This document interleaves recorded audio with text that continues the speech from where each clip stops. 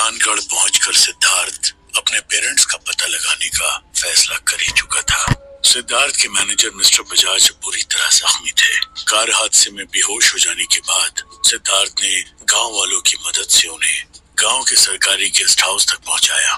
उनकी हालत को देखकर उस बूढ़े बाबा ने कहा कि अब यहाँ मौत का तांडव होगा, कोई भी जिंदा नहीं बच पाएगा।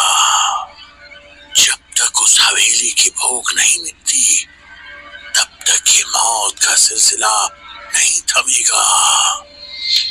सिद्धार्थ जैसे नए जमाने के मॉडर्न और रेशनल थिंकिंग वाले शख्स के लिए इन सब बातों पर यकीन कर पाना बहुत मुश्किल था, लेकिन वो यकीन कैसे नहीं करता, वो खुद अपनों को खो चुका था।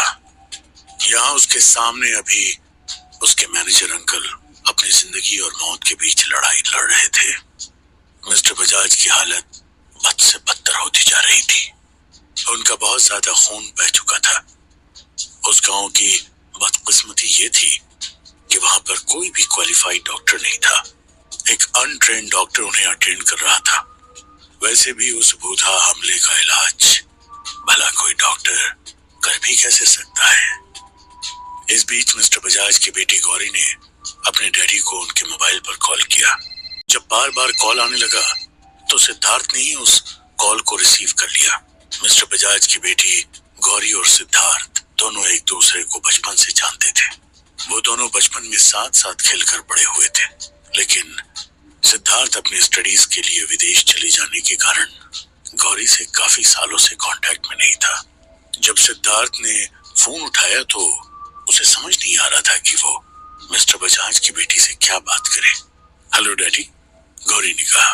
हेलो, मैं सिद्धार्थ भारद्वाज बोल रहा हूँ। आई एम सॉरी, मुझे मिस्टर बजाज का फोन नहीं उठाना चाहिए था, लेकिन बात ही कुछ ऐसी थी। सिद्धार्थ ने कहा। सिद्धार्थ, आप? पर मेरे डैडी कहाँ हैं और उनका फोन आपके पास क्यों? गौरी ने हैरान होते हुए पूछा। वो एक्चुअली बात कुछ सीरियस है। मुझे समझ नहीं आ रहा कि मैं आपसे क्या कहूँ। आपके डैडी का वीरानगढ़ में खतरनाक कार एक्सीडेंट हो गया है और अगर उन्हें जल्द से जल्द ब्लड क्लॉट वाली मेडिसिन मिल जाती है तो उनकी जान बचाई जा सकती। लेकिन इस गांव में कोई भी केमिस्ट नहीं है और रास्ते पर पेड़ गिर जाने की वजह से वहां से गाड़ियां नहीं गुजर सकती हैं। इसके अलावा इस जगह से निकल पाना हमारे लिए पॉसिबल भी नहीं है। सिद्धार्थ ने कहा। क्या? मेरे मना करने के बावजूद भी डैडी वीरानगढ़ राजस्थान गए थे? वो एक भूतहा जगह है, लेकिन वो अपने बॉस के लिए किसी चीज की परवाह नहीं करते। तुमने शायद मुझे पहचाना नहीं। खैर, मिस्टर बजाज मेरे डैडी हैं। मुझे साफ साफ बताओ, अब उनकी हालत कैसी है? गौरी ने सिद्धार्थ से कहा। अंकल को उन दवाओं की बहुत ज्यादा जरूरत है। मैं खुद भी यहाँ पर अपने मम्मी डैडी को तलाश करने के लिए आया हूँ। वे दोनों भी वीरानगढ़ की भूता हवेली से गायब हो गए हैं। अभी मैं तुम्हें बस इतना ही बता सकता हूँ। सॉरी, मुझे कॉल डिस्कनेक्ट करना पड़ेगा, सिद्धार्थ ने गौरी से कहा। सिद्धार्थ ने फोन रखा। तभी गांव के लोग सिद्धार्थ के पास आए। पहले से ही भुखमरी के शिकार वे लोग रोते हुए सिद्धार्थ के आगे गिड़गिड़ाते हुए कहने लगे, भगवान को हम पर रहम कब आएगा। ये कहते हुए वो लोग सिद्धार्थ के सामने रोने ही लगते हैं। कहते हैं कि गांव के पास फैक्ट्री खोलने से कई सालों बाद उन्हें नया रोजगार मिलने वाला था, लेकिन वहां की उन बुरी ताकतों की वजह से फैक्ट्री में भी आग लग गई। आप लोगों को परेशान होने की जरूरत नहीं है। मैं उस फैक्ट्री को दोबारा शुरू करवा दूंगा और जल्द ही मेरी मम्मी डैडी को भी ढूंढ निकालूंगा। जब से मैं इस जगह आया हूं किसी ने मुझसे ठीक से कोई बात तक नहीं की। आप लोग इतने अजीब कैसे हो सकते हो? मेरे डैडी आप सबके लिए जहां वो फैक्ट्री शुरू करने का सोच रहे थे। क्या कोई मुझे बताएगा कि यहाँ दरअसल ये सब कुछ हो क्या रहा है? सिद्धार्थ ने गांव वालों से कहा। बेटा, इस गांव में तुम्हारा कोई साथ नहीं देने वाला। इस गांव के लोग बहुत डरे, सहमे और मुर्दे के समान हो चुके हैं। इस गांव के लोगों ने बहुत कुछ झेला है। यहाँ हर वक्त लोग मौत के साए में जीने को मजबूर हैं। गांव वालों के बीच में खड़े बूढ़े बाबा ने कहा। लेकिन बाबा यहाँ पर कोई भी खुलकर कुछ भी नहीं कहता। सिद्धार्थ ने पूछा। मैंने तुम्हारे पिता को भी लाख समझाया था कि वह यहाँ आ तो गए हैं, लेकिन उन्हें उस हवेली के बारे में सोचना बंद कर देना चाहिए। लेकिन उन पर तो नए जमाने की सोच हावी थी। इस जगह के नियमों को तोड़कर उन्होंने तबाही को न्योता दिया है, बूढ़े बाबा ने कहा। लेकिन बाबा, मेरे पिता का मकसद तो नेक था, फिर भगवान ने उनके साथ ऐसा क्यों किया? सिद्धार्थ ने पूछा। तुम्हारे पिता के साथ जो कुछ हुआ वो भगवान ने नहीं, शैतान ने किया है। कि जिसने भी यहाँ की उस भूता हवेली और उस गांव के रहस्य के बारे में कुछ भी कहने की हिम्मत की, उसे अपनी जान से हाथ धोना पड़ा। तुम्हारे पिता तो उस हवेली को तोड़वाने का सोच रहे थे और फिर वहां रहने चले गए थे। जवाब में बूढ़े बाबा ने कहा। बाबा, यहाँ की वो बुरी आत्माएं आखिर चाहती क्या है? क्या मेरे माता पिता को ढूंढने का कोई उपाय नहीं है? क्या यहाँ लोग ऐसे ही मरते रहेंगे? यह अभिशाप कब खत्म होगा? सिद्धार्थ ने पूछा। यहाँ की आत्माओं के बारे में तो मैं तुम्हें कुछ भी नहीं बता सकता, लेकिन बस इतना कह सकता हूँ कि यहाँ की उस मनहूस हवेली में कई रहस्य छुपे हुए हैं। अगर कोई उन रहस्यों को समझ लेगा और उन्हें सुलझा लेगा तो हो सकता है कि अभिशाप खत्म हो जाए। बाबा ने सिद्धार्थ को बताया। सिद्धार्थ ने फैसला किया कि चाहे जो भी हो, वो उस हवेली में जरूर जाएगा। अपनी जान पर खेलकर अपने मम्मी डैडी का पता लगाएगा। बाबा, मैं इस काम के लिए तैयार हूँ, सिद्धार्थ ने कहा। अगर ऐसा है तो ठीक है बेटा, मैं भी तुम्हारे साथ वहां चलूंगा। मुझे मौत का बिल्कुल डर नहीं है। मैं भी उन आत्माओं का सताया हूँ, बूढ़े बाबा ने सिद्धार्थ से कहा। सिद्धार्थ ने उस भयानक हवेली को देखा तो उसके भी दिल में खौफ घर करने लगा। उस हवेली का सन्नाटा और मनहूसियत भरा माहौल सिद्धार्थ ने अपनी जिंदगी में कभी नहीं देखा था। हवेली में दोबारा से सब तरफ घास और झाड़ियां उग चुकी थी। जमीन पर पेड़ों के अनगिनत सूखे हुए पत्ते बिखरे पड़े थे। हवेली अब एक फिर से पीछे जालों से ढक चुकी थी। उसे देखकर कोई नहीं कह सकता था कि उसकी अभी अभी कुछ दिन पहले ही उसकी सफाई करवाई गई थी। हवेली के बाहर लगे पुतले बहुत अजीब और डरावने थे। ऐसा लग रहा था वो बेजान नहीं है। उनके हाथों में तलवारें थी। सिद्धार्थ को ऐसा लग रहा था जैसे वो उसे घूर कर देख रहे थे और कभी भी उस पर हमला कर सकते थे। कुछ पुतले टूटे हुए भी थे और उनकी जंग लगी हुई तलवारें जमीन पर पड़ी हुई थी। जैसे तैसे चैनल गेट खोलकर अंदर पहुंचे सिद्धार्थ की नजर हवेली के उस बड़े से बंद दरवाजे पर पड़ी। उस दरवाजे पर बहुत शानदार नक्काशी की गई थी, लेकिन धूल के कारण कुछ भी साफ साफ दिखाई नहीं दे रहा था। हवेली के सारे दूसरे दरवाजे भी बंद दिखाई दे रहे थे। जब तक इस हवेली के सारे दरवाजे नहीं खुल जाते, तुम अपने मकसद में कामयाब नहीं हो सकते हो।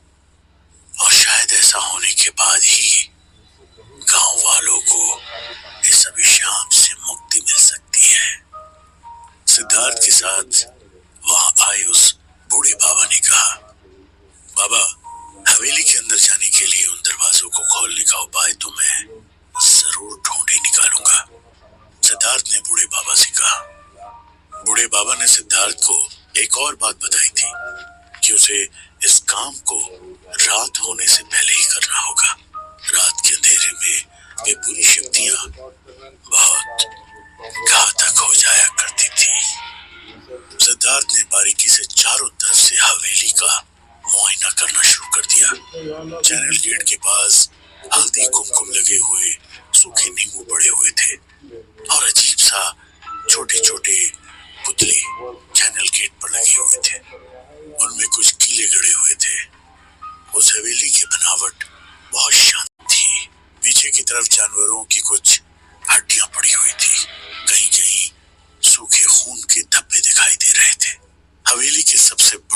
दरवाजे पर गौर से देखने के बाद उसे यह महसूस हुआ कि उस दरवाजे पर कुछ लिखा हुआ था, लेकिन यहाँ पर ये अक्षर कैसे आ गए? ये यहाँ किसने लिखा होगा? इनका क्या मतलब हो सकता है? सिद्धार्थ उन अक्षरों को देखकर हैरान हो गया। उसने एक पत्थर उठाकर उन अक्षरों को ठीक से कुरेदना शुरू कर दिया। उस पर एंशिएंट संस्कृत लैंग्वेज में एक सेंटेंस लिखा हुआ था। सिद्धार्थ को एंशिएंट संस्कृत की इतनी समझ नहीं थी, इसलिए उसने उस गूगल ट्रांसलेटर के जरिए उसे हिंदी में ट्रांसलेट करने की कोशिश की, लेकिन ना तो उसे गूगल ट्रांसलेट कर सकता था और ना ही ठीक तरह से इंटरनेट कनेक्टिविटी थी। लेकिन उसे कुछ शब्दों का मतलब थोड़ा थोड़ा समझ आ रहा था, जैसे दरवाजा, पेड़, जड़। सिद्धार्थ कंफ्यूज्ड हो गया था। उसे समझ नहीं आ रहा था कि ऐसे में उसे क्या करना चाहिए। वो अंदाजा लगाता है कि उसे किसी पेड़ को अंधेरा होने से पहले ही जड़ से काटना होगा, लेकिन सबसे बड़ा सवाल तो ये था कि वहां आसपास तो बहुत सारे पेड़ थे। इतने सारे पेड़ों में से सेंटेंस के अकॉर्डिंग मुझे किस पेड़ को काटना चाहिए? सिद्धार्थ ने अपने आप से पूछा। उसके ऐसा कहते ही उसके दाहिनी तरफ लगा हुआ एक मोटा सा पेड़ अजीब तरह से हिलने लगा। वहां अचानक जोर से हवा चलने लगी और हवा के साथ किसी के गुजरने की आवाज आने लगी। ये सब क्या होने लगा था? इससे पहले कि सिद्धार्थ उस हलचल के पीछे की वजह को समझ पाता, उस पेड़ की एक डाली जोर से हिली और उसने सिद्धार्थ को बहुत जोर से हिट किया। सिद्धार्थ बहुत दूर जाकर गिरा। गिरने की वजह से सिद्धार्थ के सिर पर चोट लग गई थी। उसका माथा घूमने लगा था। वो बूढ़ा आदमी वहां से भागा और सिद्धार्थ से कहा, खुद को बचाओ, खुद को बचाओ। वो कोई आम दरख्त नहीं था, वो सिद्धार्थ के खून का प्यासा था। अचानक इस बदले माहौल की वजह से सिद्धार्थ का दिमाग काम नहीं कर पा रहा था। वो एक पुराना बरगद का पेड़ था। अपनी डाल से हमला करने के बाद उसने सिद्धार्थ को संभालने का मौका तक नहीं दिया और उसकी जड़ों ने सिद्धार्थ के पैर को जकड़ लिया। सिद्धार्थ ने जैसे तैसे वहां पड़ी एक जंग लगी तलवार से उसकी जड़ों को काटना शुरू कर दिया, लेकिन घायल होने की वजह से अब उसमें ताकत नहीं रह गई थी और दर्द के मारे उसका बुरा हाल था। एक बार तो उस पेड़ की जड़ों ने उसके गले को ऐसा कसकर जकड़ लिया कि मानो उसकी जान लेने के बाद ही उसे छोड़ेगी, लेकिन सिद्धार्थ ने हिम्मत नहीं हारी। उस तलवार के एक ही वार से उसने एक बार फिर उस जड़ को काट दिया। जब वो जड़ों से लड़ाई कर रहा था, ठीक उसी वक्त उस पेड़ से एक बहुत मोटी डाल टूटकर उसके ऊपर गिरने लगी। सिद्धार्थ इस बात से अनजान था और ठीक उसी वक्त किसी लड़की ने उसे पकड़कर खींच लिया। वो लड़की कौन थी? किसने ऐन मौके पर सिद्धार्थ की जान बचा ली? कोई लड़की इतनी खौफनाक जगह पर कैसे आ सकती है? और क्या सिद्धार्थ उस जंग लगी तलवार से उस पेड़ का मुकाबला कर पाएगा? वो इतने मोटे पेड़ को कैसे काटेगा? ऐसी हालत में सिद्धार्थ अपने पेरेंट्स को कैसे बचा पाएगा? या फिर ये सिद्धार्थ की जिंदगी का आखिरी दिन होगा? जानने के लिए सुनते रहिए